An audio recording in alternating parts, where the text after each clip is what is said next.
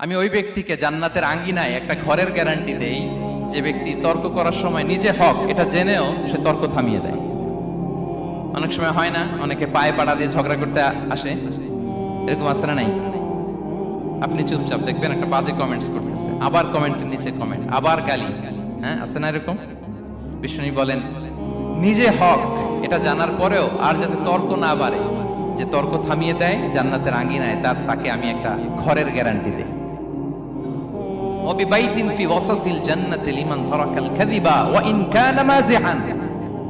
আর ওই ব্যক্তিকে আমি জান্নাতের মাঝখানে একটা ঘরের গ্যারান্টি দেই যে ব্যক্তি কৌতুক করার সময়ও মিথ্যা পরিহার করে।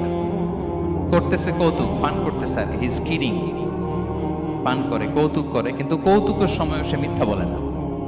এই স্বভাব যাদের, তাদেরকে আমি জান্নাতের মাঝ বরাবর একটা ঘরের গ্যারান্টি দেই। এরপর বিষ্ণু কি বলে দেখেন, তিনি বলেন ওয়াবিবাইতিন ফি আ'লাল জান্নাতি লিমান হাসানা খুলুকাহু। আর জান্নাতের একেবারে হাইস্ট পিক অফ প্যারাডাইস, জান্নাতের সর্বোচ্চ স্তরে আমি একটা ঘর বা একটা বাসভবনের গ্যারান্টি ওই ব্যক্তিকে দেই যে তার আচরণটা সুন্দর করেছে, যে সুন্দর আচরণের অধিকারী হয়েছে, তাকে জান্নাতের হাইস্ট পিকে আমি একটা বাসভবনের গ্যারান্টি দেই। তাহলে বলেন তো আমাদের আচরণটা সুন্দর করার দরকার আছে না নাই? এটা খুব ছোটখাটো একটা আমল, তাই না? কথা বলেন, দক্ষিণ কোরিয়া প্রবাসী ভাইরা আওয়াজ করে বলেন, এটা কি ছোট আমল? দেখলে সালাম দিব, সুন্দরভাবে কথা বলবো,